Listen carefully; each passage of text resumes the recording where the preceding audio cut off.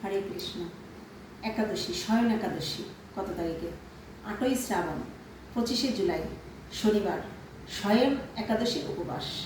আর এই একাদশীর পালন রবিবার, অর্থাৎ 9ই শ্রাবণ, 26শে জুলাই, রবিবারে একাদশীর পালন ভোর 5টা 3 মিনিট থেকে 9টা 29 মিনিটের মধ্যে।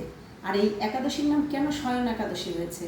কারণ এই দিন ভগবান শায়িত হন যোগ নিদ্রায় শায়িত হন এই দিন থেকে। আর এই দিন থেকে চাতুর্মাস্য ব্রত শুরু হয়, কিন্তু ইস্কন থেকে চাতুর্মাস্য ব্রত পূর্ণিমা থেকে শুরু করা হয়, নতুবা অনেক গৌড়ীয় মঠ থেকে এই একাদশী থেকেই আমাদের চাতুর্মাস্য ব্রত শুরু করবে।